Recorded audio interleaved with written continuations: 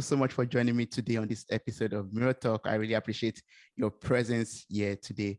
I was reading through your stories and reading through your website and everything that you do, and I found it so fascinating. I just want to first of all say I'm so sorry for your loss. Like, I read that at the age of 2, you lost your father, your father passed away in a car accident, and yeah, this happened also to you, quite almost happened to you also at the age of 26. You were also involved in a nearly fatal car accident also, and this turned your life around basically. So is it possible for you to share this experience with me, how it changed your life and how it made you question the choices that you are making at that point in your life? Yeah, so I'm 33 years old now, and when I tell this story, it's important to understand that I didn't always have this much clarity, but it starts when I was very, very young. So when I was 2 years old, my father passed away in a car accident, and I had an older sister who was 3 years older than me, and my mother, and they raised me. I also had a stepfather from ages 3 to 14. My stepfather ended up leaving when I was 14. That's another story. But the best lesson I've ever gotten, I always like to start here. I was 7 years old and my mom sat me down and she said, "Alan, life is about choices." She said, "You can be a CEO or you can be a farmer. I'm going to love you either way. But if you're a CEO, you can wake up one day and decide to be a farmer, but it doesn't necessarily work the other way around. So aim high and you'll have choices." To this day, I'm 33 now. Best lesson I've ever gotten. Best lesson I've ever gotten. And that's still what I try to tell everybody. And I told you in the preamble, that's what the theme of this episode would be about when you asked me what my intention was. Life is about choices. Everything you say, you think, you do, and you believe are about choices. Yes. So fast forward, my mom took a chance on me. This is interesting. So in my country, I was in 8th grade and my mom said, "You can take 8th grade off." And 8th grade was the tail end of middle school before you transition into high school. And for those of you who don't know, so basically I still had to go to school, but what my mom was telling me was you don't have to try. Up to that point, I got straight A's. So I had really good grades and maybe a couple B's here and there. But she said, take 8th grade off, go have fun, but you have to promise me that you'll get the President's Award in high school. So in my country, the President's Award at the time, 50 years ago, I'm kidding, I'm only 33, but all those years ago, all those years ago, Yes. The President's Award at the time meant you needed a 95 or above GPA out of 100, every report card for all of high school. So that was 4 years of high school, 4 report cards. So 16 report cards total. You can't get below a 95. So I took 8th grade off. If you look at my academic career, I still went to school, but I had straight A's, couple B's, C's, D's, and B's in 8th grade. And then in high school, straight A's. I got 189 in honors English, Miss Desilets. And I'll never forget it. And I never took honors English again after that, by the way, which in hindsight was a mistake. But I did. I got the President's Award and it was incredible. Now, fast forward. I end up going to my dream school, Worcester Polytechnic Institute. I do electrical and computer engineering there. I end up staying for my MBA. At the time, my dream was to be a Fortune 50 CEO in America, just like Steve Jobs. So I'm on that path. I get my master's in business and I'm in corporate and I started a tech company on the side and I've got all these corporate jobs and I worked for a company called Oz Development, software company. I worked for a company called Sensata Technologies. I worked for a company called Tyco Safety Products. I worked for iRobot for a time. I eventually landed at a company called Cognex. Cognex sold industrial automation equipment into manufacturing facilities all across the world. And my territory, I was inside sales team, and then I was promoted to outside sales, and my territory was Western Massachusetts, Connecticut, and Vermont. So I managed my own territory. And at this point, I'm in my early 20s. I'm making well over 6 figures, nearly $200,000 a year. I'm a 1% earner in terms of actual income.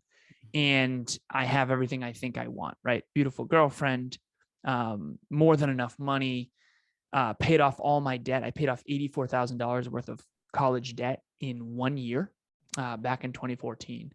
And so I'm off to the races. Now, fast forward. I'm 26 years old at this point. I'm still working at Cognex. I'm up in New Hampshire with my little cousin. We're playing Call of Duty. And it's a Friday night. We're not doing anything crazy. We're not partying or anything like that. We're playing Call of Duty, and we decided we want to go to TGI Fridays. It's a dark winter night, and the snowbanks up in New Hampshire there was so much snow that year that the snowbanks were up above the signs. So the plows covered the signs. Yeah. There was a yield sign that I didn't see. There was this 3-way intersection. The road actually stayed right. I thought it stayed left. I end up on the wrong side of the road. I'm looking down at the GPS, and I look up, and I see what I think at the time is a Mack truck. Brightest lights I'd ever seen. Big, bright lights, 10 feet in front of my car. At the time, I think it's a Mack truck. So I'm thinking, we're done. There's no way we survive this. Fortunately, it ended up being a pickup truck. So up in New Hampshire, there's a lot of pickup trucks with lift kits. It was a lift kitted pickup truck.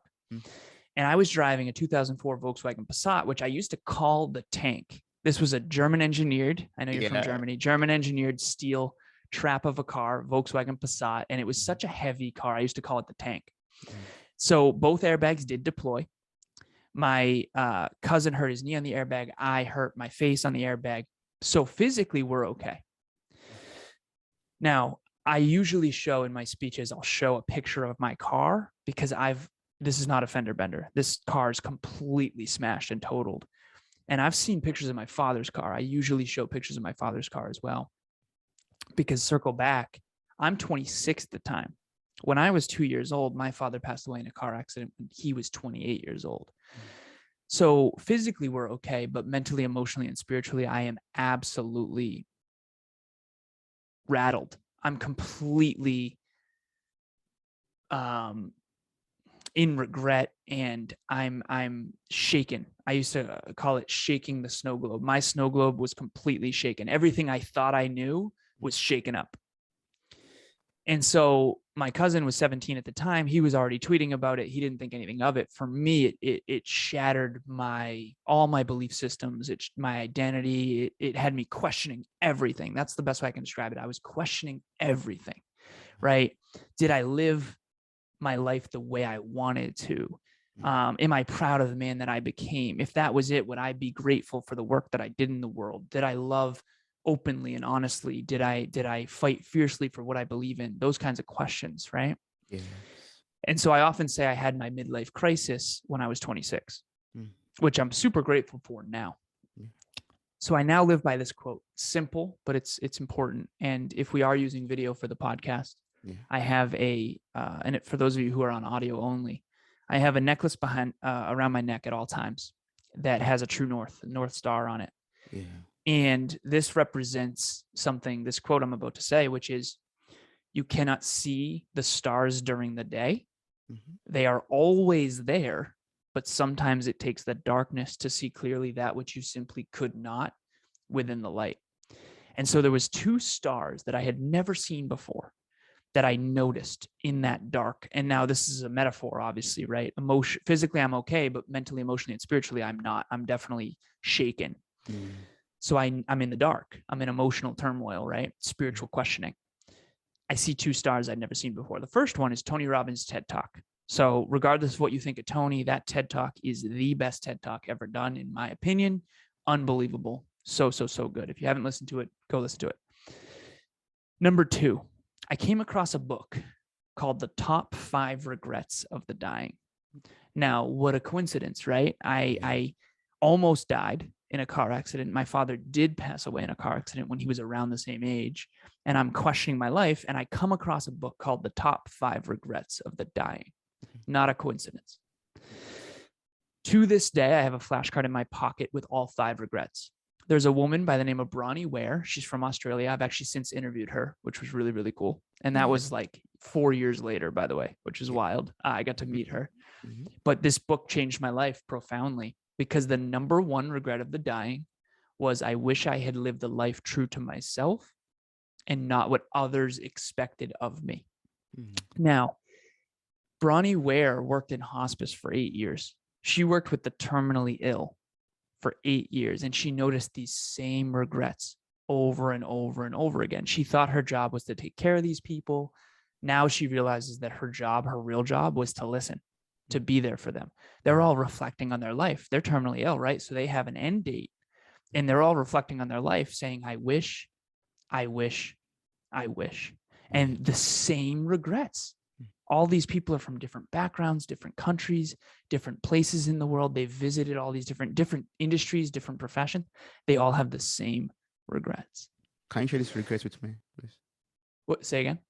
Please, can you share these regrets with us? Yes, absolutely. So the number one is I wish I had lived a life true to myself and not what others expected of me. That's the one that I already shared. Mm-hmm.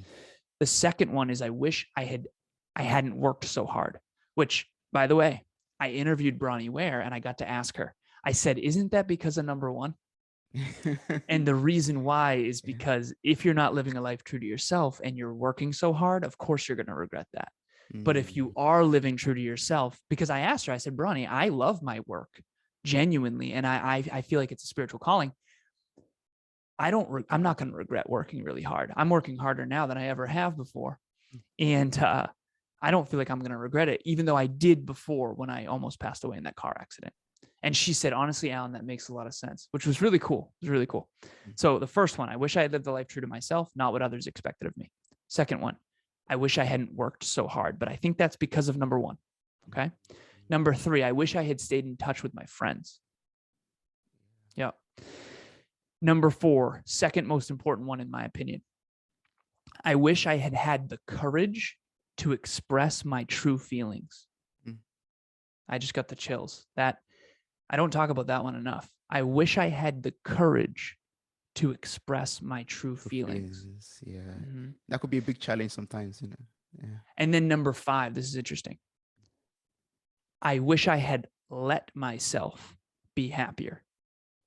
I wish I had allowed myself to be happier, because we all have this subconscious checklist of like, if this, and this isn't right, then I'm going to be frustrated or pissed off or unhappy. Yes. And so those are the five. But to get back to the original story, and I'm at the tail end here, that's what I realized after that car accident.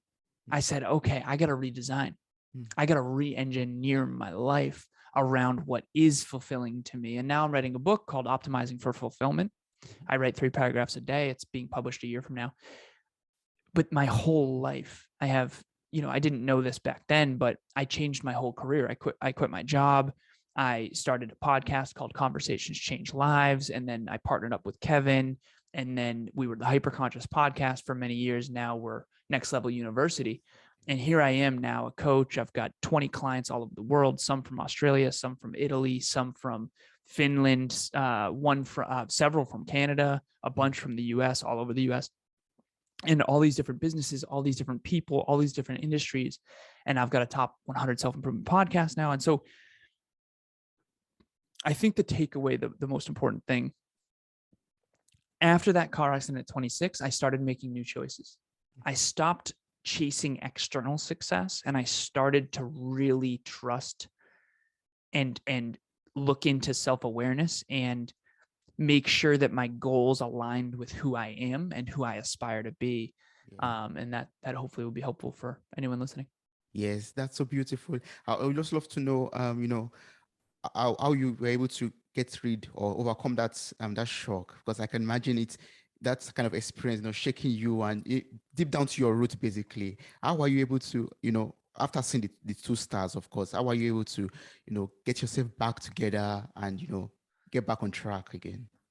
Well, first, I want to be transparent. I appreciate the question. So we talk often about PTSD, post-traumatic stress disorder, but we don't talk about enough, which, by the way, is very real. I had double yellow lines, scared me for a long time. I kept getting pulled over because I was too far on the right side of the road, because I was scared of double yellow lines because I was on the wrong side of the road when I got in that accident. I also had claustrophobia issues, like crowds bothered me. I had some stuff to work through after that car accident for sure.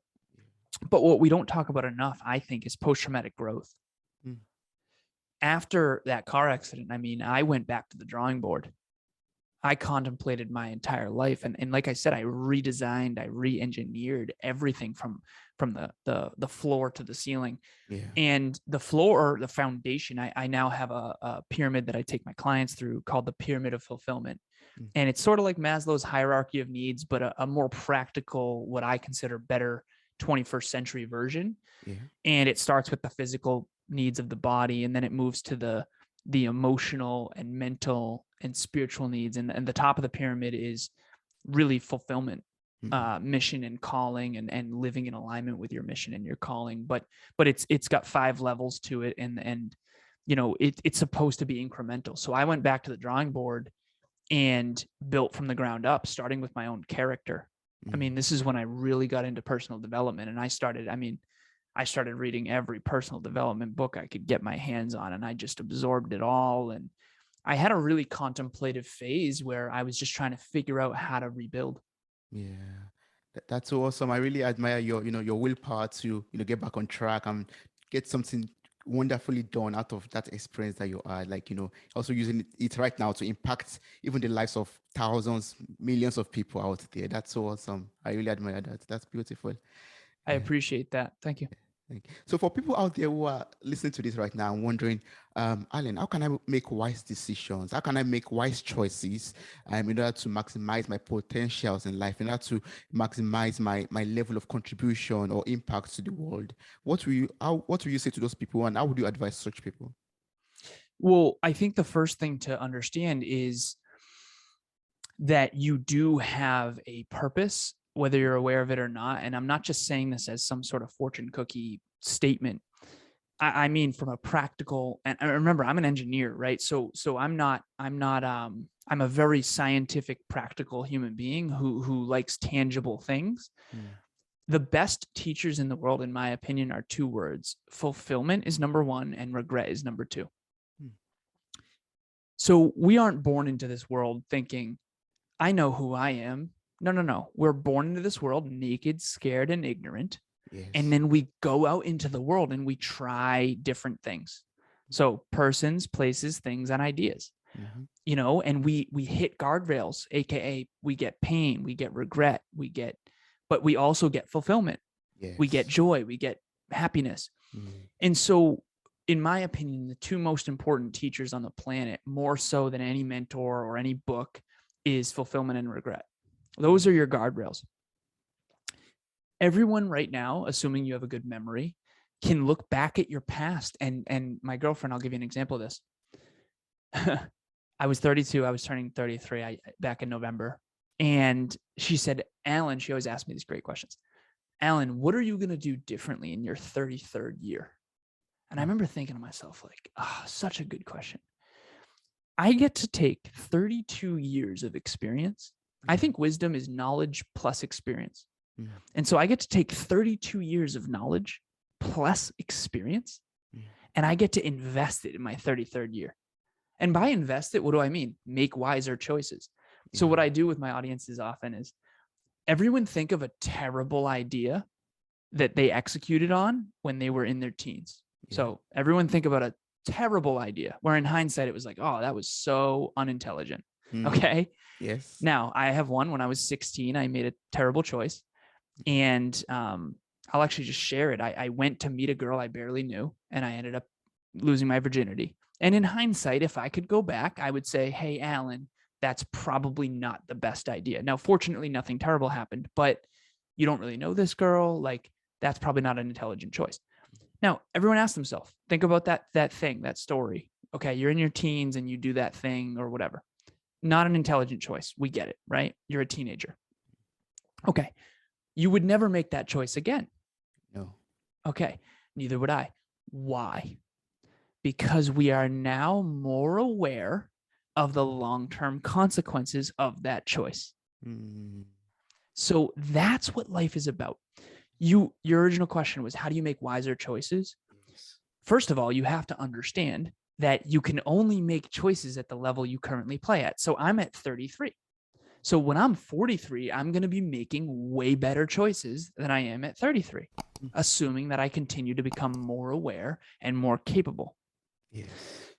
So you kind of have to understand that life is a little bit like a video game. On level 1, you're not that good at the game yet, but the bosses are kind of easy, right? You only have a little sword instead of a big, amazing sword. You only have a little bit of armor. Maybe you have a wooden shield instead of a iron shield. That's okay. That's what life's about. You start out in life and you go figure it out. The thing that I noticed that makes the difference is how quickly people figure it out. See, my girlfriend's 27 years old and she's obsessed with learning. She's obsessed with personal development. I mean, she's the hardest working person I've ever met in my entire life, bar none. So she's figuring it out quicker than other people. That doesn't mean she has it all figured out, but her at 27, I can promise you, is far more aware and far more effective than most people at 47. The difference is that she's taking the lessons and the learning. Not only is she being proactive, reading books, mentors, asking questions to me and everybody else, and then taking courses on the side and reading all these things and journaling. And she has a math book literally that she opens on a Sunday morning to start doing probabilities. See, she's just figuring it out quicker. So to answer your original question, how do you make wiser, better choices? You reflect on the past and say, you know what? If I was really honest with myself, I do regret that decision. I'm not going to beat myself up and live in guilt and shame for the rest of my life. But honestly, if I could go back in time, I would make a different choice. Why? Because I'm more aware now. I'm more intelligent now. Guess what? You can't go back in time, but what you can do is learn from it and not make the same choice again. Not make the same mistakes again. You can make a better choice. But most people have such a negative relationship with regret that they try to pretend, oh, I was just young. They just wish all the pain away. This is not a popular thing in the personal development industry, but no pain, no gain. One of the reasons why I started making better choices after 26 was because of the pain.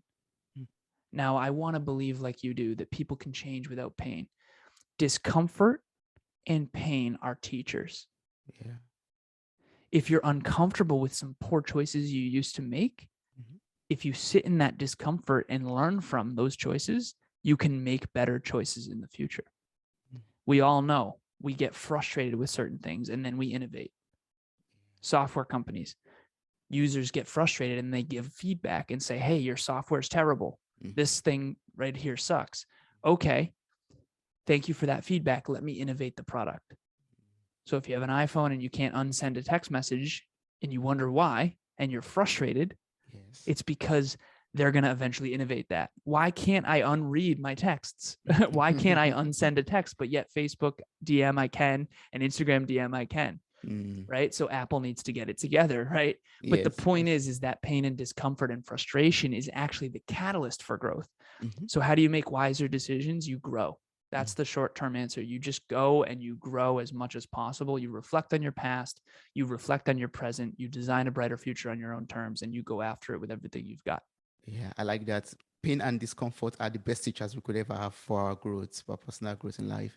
And I think I get to understand now what I read on your website, or on one of your pages while preparing for this interview or this conversation. I read that knowledge is not power, but applied knowledge is power. So now from your explanation, I it just came into my brain back like, yeah, I read this somewhere that I was wondering why is knowledge not power? Everywhere I read it, I say it's written that knowledge is power, and on your page, I'm seeing, no, knowledge is not power, but applied knowledge is power. And now from what you talked about now, I can really understand why we have to apply the knowledge that we have from the regret, from the experience of the past, in order to have power to grow and become better people in the future.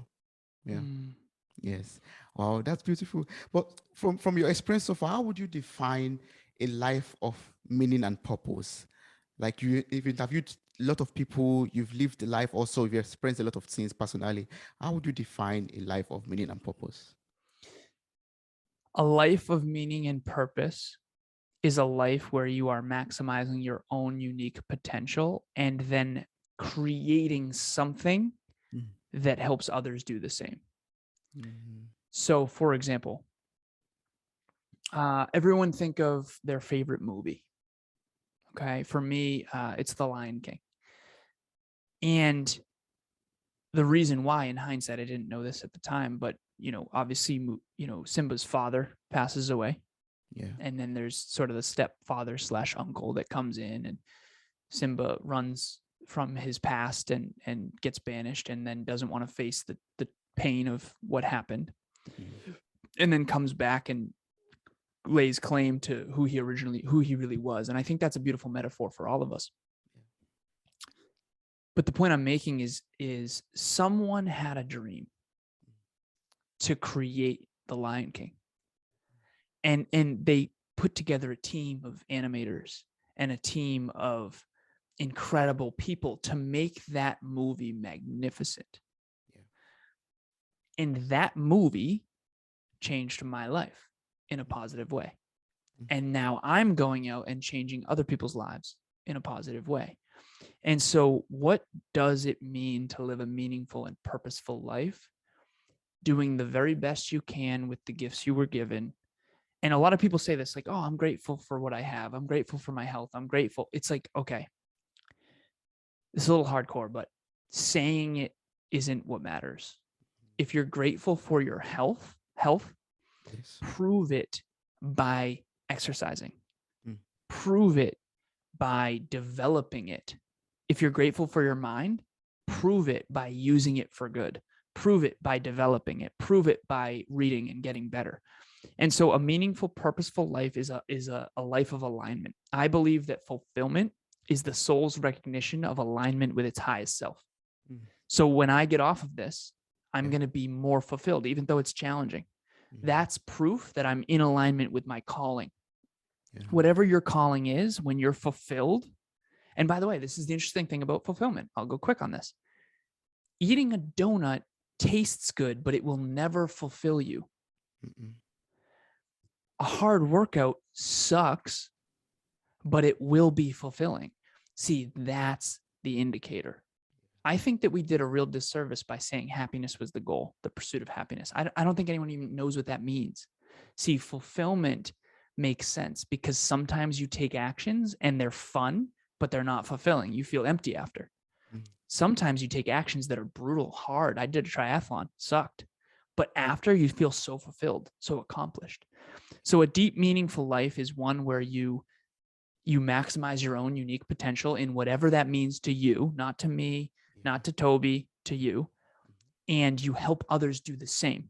And in some unique way, that can be a software, that can be a movie, that can be a book you write, that can be a symphony. It can be whatever it is that you create, but it has to be something in alignment with your calling. And I think fulfillment is the soul's recognition of that. Yeah. And how can we now, design a kind of life that, is a fulfilling life, a life that also impacts other people's life positively? How can we, align ourselves into this kind of goal and kind of journey, basically? So I think that in a way it's always happening. So I can give a framework, but at the end of the day, I think that there's three real things that matter most on the highest level. Invest your life to constantly learn about the world, learn about yourself, and then learn about how those two work together. Yeah. And what I think, to answer your original question, how does somebody design a life of fulfillment or design a life of meaning? You got to start from the ground up, foundation up. I use a pyramid. I always think of everything as a pyramid. And at the top of it is a North Star. And the cool thing about a pyramid is that you can only climb the pyramid higher once the foundation is wider. Yeah. Because what happens to a lot of people, and I've seen this a lot of times. So several of my clients, right? Very successful, some of them multimillionaires, like tens of millions net worth. And what you find is that sometimes they focus on the top parts of the pyramid at the expense of their health. Some people take better care of their business than their own body, which is a huge mistake in the long run. Yeah. So it's a foundational, structural, syntactual, sequential building and rebuilding of a pyramid in this analogy. And I have something called the pyramid of fulfillment that has 18 different facets of it, but there's 5 levels. And the first level is your body: sleep, hydration, nutrition, training, and mobility, and then body/health upkeep. So doctor's appointments, dentist appointments, chiropractor, whatever. Then the next is your emotional needs, right? Belonging, friend group, love and intimacy, things like that. Intimate relationship. But to answer your question on this show, and if anyone wants the Pyramid of Fulfillment, by the way, they can reach out. I would be happy to send it. I'll send it to you as well. Awesome. That'd be great. Yeah. It's the framework that my book is built around, optimizing for fulfillment, Mhm. because it's a formula. Fulfillment is a formula. And it's a formula that you master and you remaster and you remaster. And it's got all these different criteria and it's got all these different levels. And so the short answer is it takes a lifetime to master fulfillment. I'm not as good as it now as I will be next year.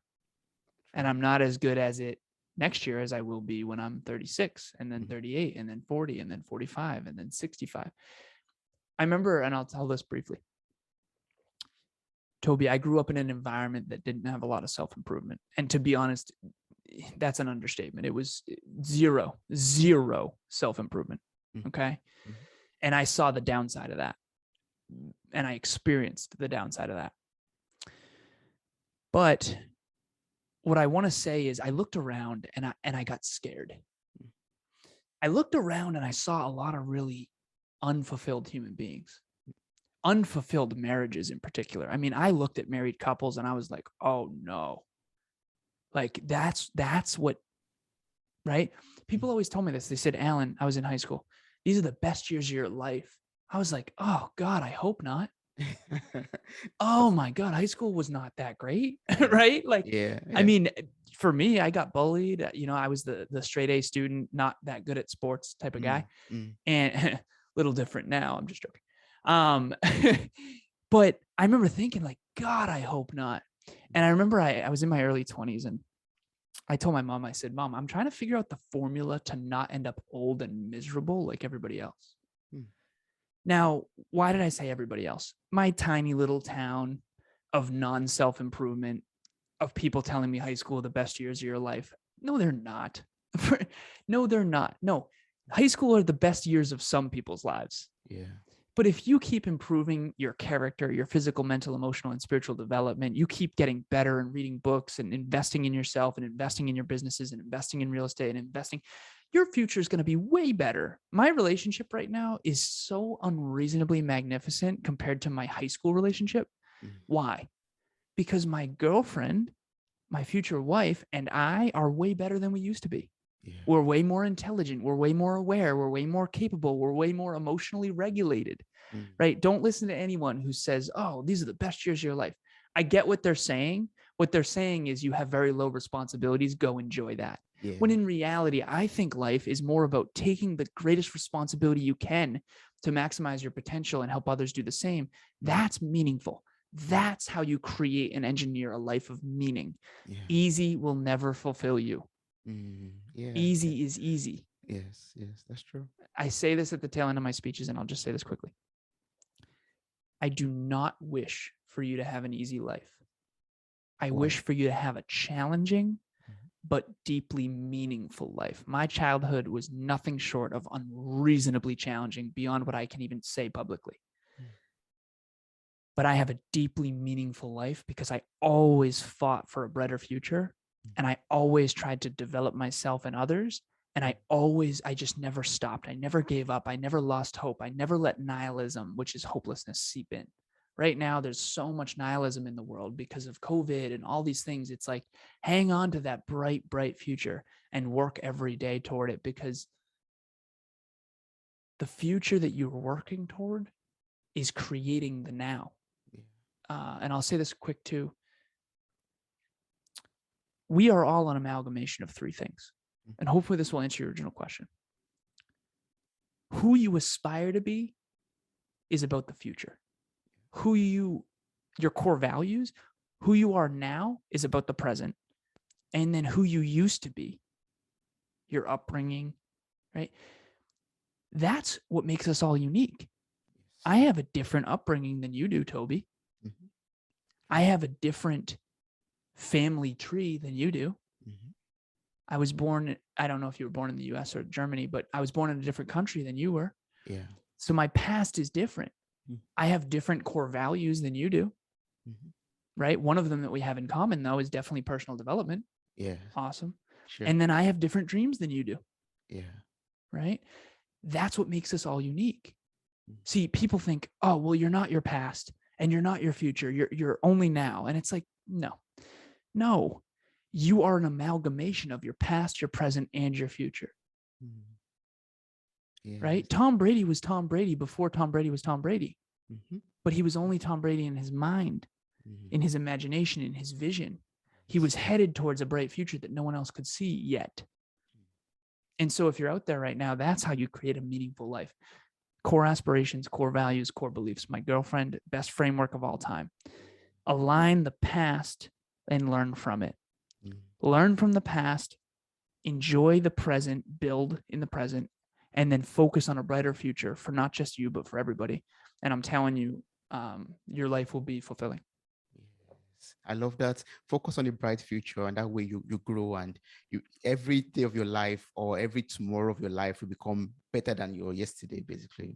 Exactly. Yes, I love that. I can feel the powerful combination of your bachelor degrees in computer science and the MBA mixed up with your vast experience with being a professional speaker and business coach. I can see everything combined together in the words of wisdom that you are pushing out, like since I've been speaking with you. That's so awesome. Thank you so much for everything I've been able to learn from you so far. It's so impressive and so wonderful.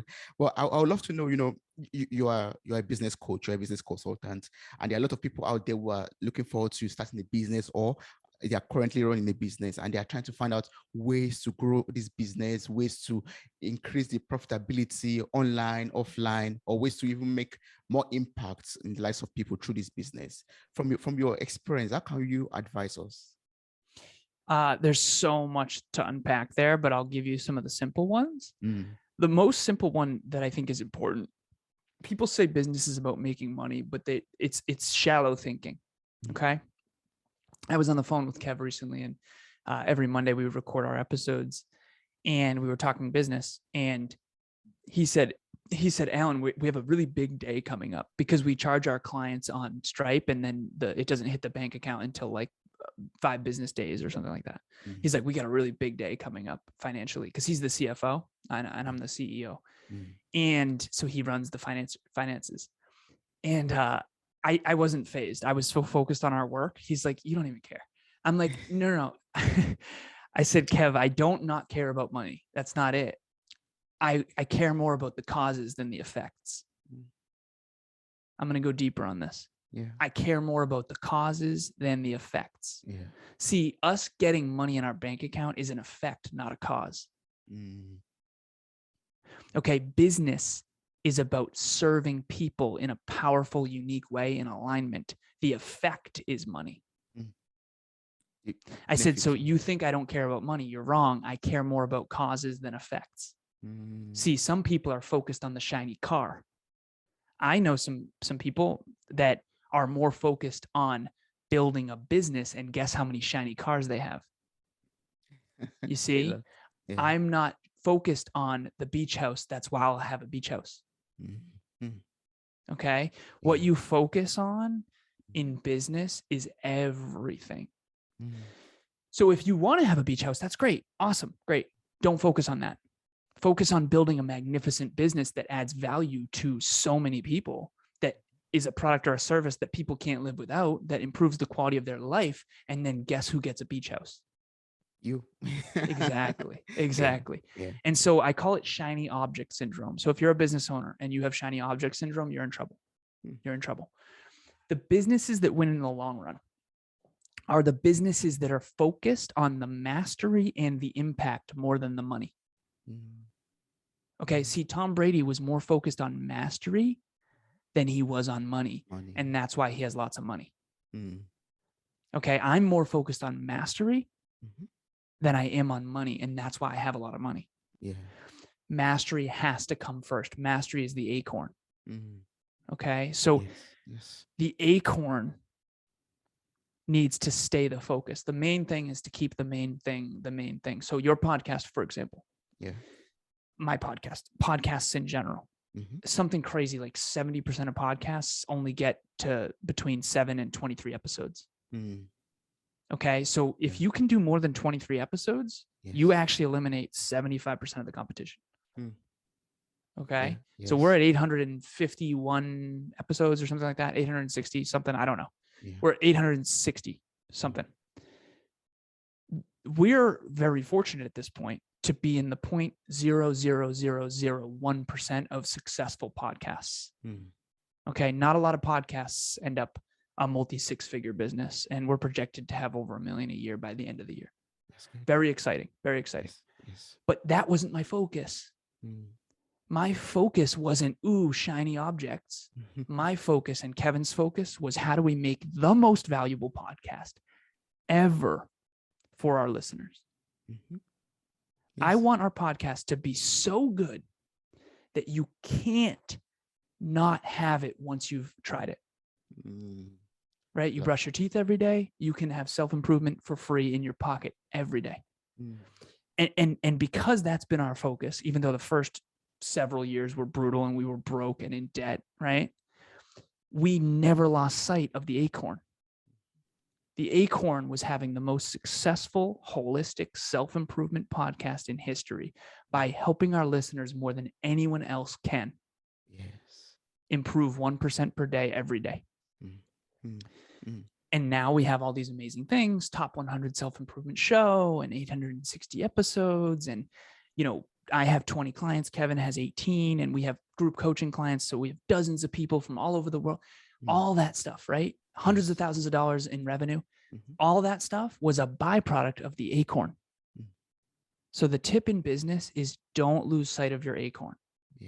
What is it that you can do for others better than anyone else can, and master and remaster and master and remaster that forever, for the long term. And no one can beat you eventually when you do that. And the key word is eventually, because we only had 1,000 listens in the whole first year, and we had more than that in one day last week. Wow. Yeah, that's growth. That's growth. Yeah. It took us a while to figure it out. I mean, and that boils down to what you said already. Like, focus on, on the acorn, focus on mastering the course, and the effect will, just happen on its own, basically. Yes. And I was going to ask you already, like, my next point or next question was going to be for you to ask them to explain a little bit or introduce the Next Level University to us. You've talked about it already briefly, but for people out there who have not still understood what it is, how awesome this podcast is, can you just tell us more about it? Thank you very much. So Next Level University, it's exactly what it sounds like. No matter who you are or where you are, I don't care what your ethnicity is. I don't care what country you were born in. I don't care what industry you play in or what unique strengths and talents or weaknesses you have. No matter who you are or where you've been, you have a spotless future. Okay. Most empowering thought in the world. You have a spotless future, just like I do. Okay. And there's always a next level. At Next Level University, this is kind of the slogan: once per day, holistic self-improvement in your pocket for free from anywhere in the world, in your pocket. So self-improvement in your pocket every single day. You brush your teeth every day. You can listen to self-improvement every day. And the goal is, if you improve by 1% per day, every day, in health, wealth, and love. Health is physical, mental, emotional, spiritual. Wealth is how you make your money. In other words, do you love what you do? How much do you make? Is that increasing, decreasing, or neutral? And what are you investing in? Are you investing in books and courses and, successful tech companies? Or are you investing in what I refer to as dumb things, unintelligent things, right? Shiny stuff that doesn't actually make you more revenue. And then last is love, which is your intimate relationship first, your relationship with yourself. Technically, that's first. Friends, family, colleagues, mentors, mentees, clients, you name it, your love, your relationships. So health, wealth, and love, self-improvement in your pocket every single day, completely free from anywhere on the planet. And that's Next Level University. Yes. So for us to get to the next level of our lives, we have to listen to the Next Level podcast, which has new episodes every day of the week. And it's available on every platform you ever imagine to listen to podcasts on, basically. I'll place the link in the show notes of this episode. So I encourage everyone to click on the link, subscribe, follow the podcast, and listen to new, fresh episodes every day of the week. That's so awesome. That's beautiful.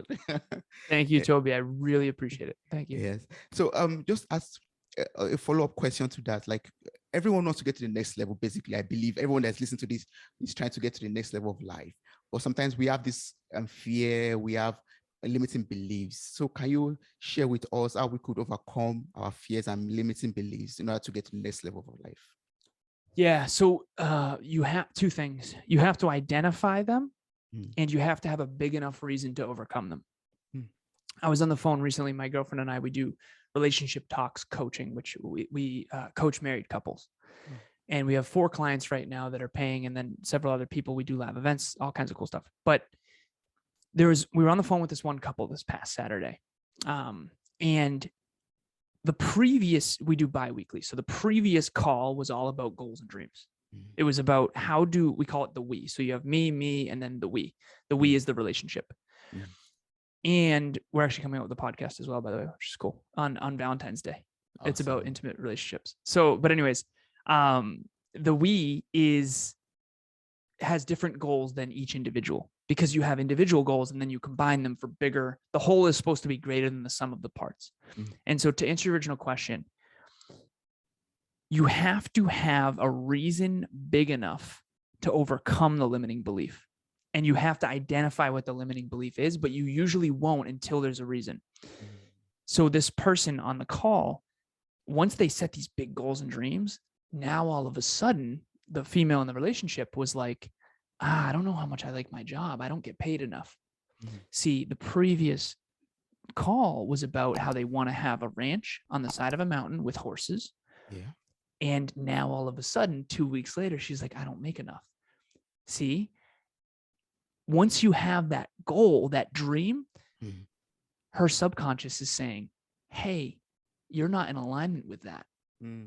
We can't stay here anymore and get that. Yeah. And so it was really uncomfortable. She was uncomfortable, right? And we had this incredible, challenging conversation about money of like, okay, how much debt are you in? Okay, how much do you make per hour? Okay, what do you like to do? Okay, well, what if you did social media on the side for different clients? And I said, mathematically speaking, I'm an engineer. There's no reason why you can't be debt free and in the green by at least 30 grand peace of mind account within 2 to 3 years. It's totally mathematically doable. We just got to make a couple tweaks. Right? See, you're not going to get paid what you're worth until you learn what you're worth. And you're not going to learn what you're worth until you have big enough goals. Yes. So people say it's about the journey. It's not correct. The destination you choose in advance dictates the journey. We've all heard of a destiny, right? Of course, yeah. Driving in my country, I drove from Boston to LA. I lived in LA for a time, Los Angeles. That's a very different drive than 30 minutes down the road. It's a very different journey. Of course. So if you set low goals, low dreams, you're not going to have a magnificent journey. Right? You're not going to have to face the fears, meet the people, get the mentors, read the books, set bigger goals, aim high, and you'll have choices. That's the answer.